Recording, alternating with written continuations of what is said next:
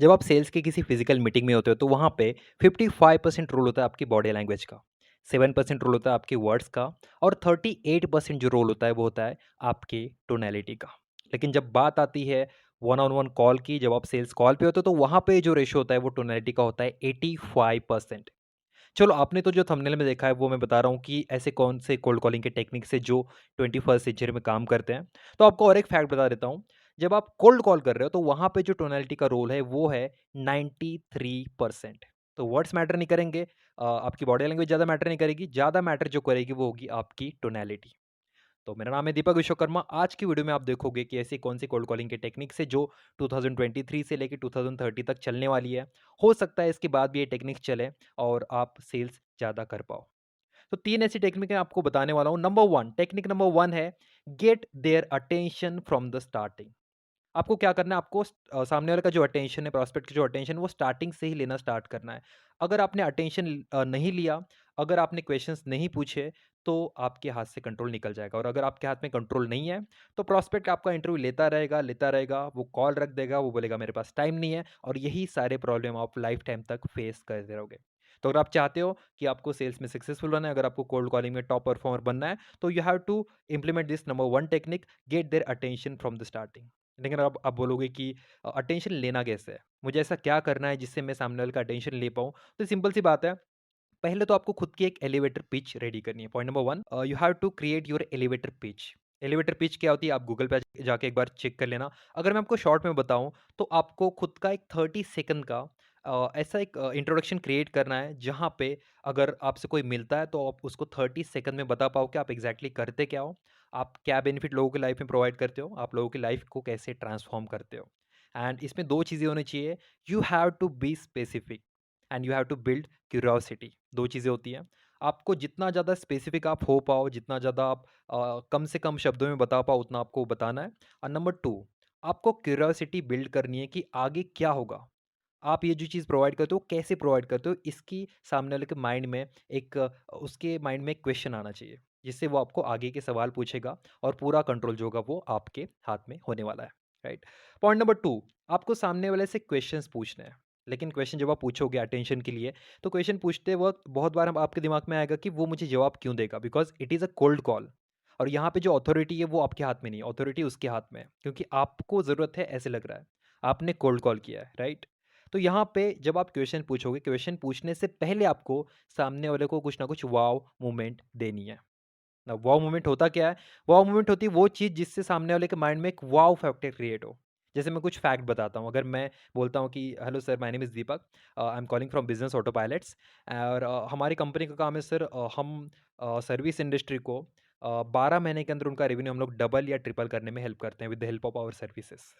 Simple, specific है, curiosity build कर रही है, और उसके बाद मैं उससे क्वेश्चन पूछ रहा हूँ कि सर, क्या आप भी कोई ऐसी सर्विस ढूँढ रहे हो जहाँ पे आप अपने रेवेन्यू को डबल कर पाओ या ट्रिपल कर पाओ?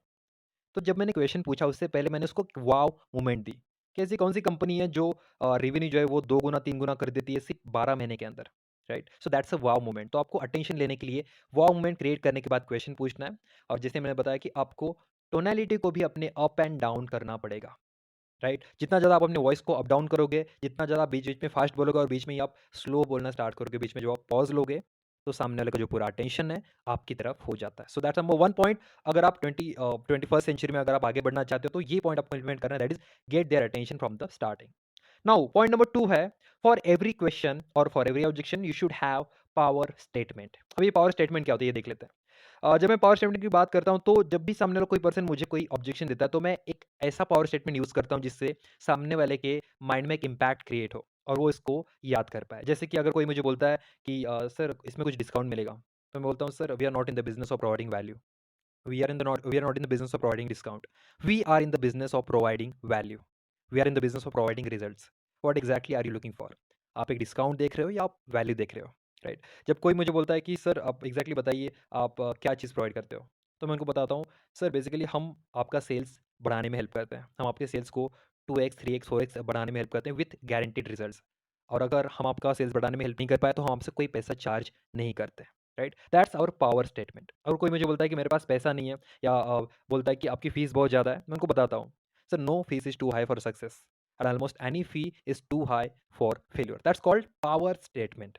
पावर स्टेटमेंट में कुछ डायलॉग्स होते हैं, कुछ कोड्स होते हैं जिनको आप यूज़ करते हो और यूज़ करने के बाद सामने वाले के लाइफ में, सामने वाले के माइंड में उसका एक इम्पैक्ट क्रिएट होता है. So that's point number 2. पहला पॉइंट था get their attention from the starting.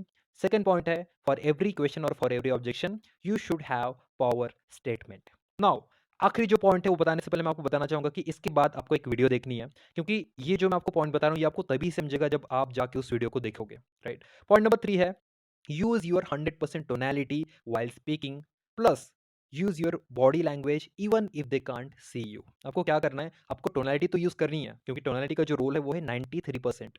आपको पूरी जान झोंक देनी है कोल्ड कॉल के अंदर, लेकिन इसके अलावा आपको एक और चीज़ करनी है. भले ही बॉडी लैंग्वेज का रोल इसमें बहुत कम हो, लेकिन आपकी बॉडी किस तरीके से वर्क कर रही है ये आपकी टोनैलिटी डिसाइड करता है, राइट. तो अगर आपको टोनैलिटी इंप्रूव करनी है तो आपको बॉडी लैंग्वेज अपने आप ही इंप्रूव करनी पड़ेगी.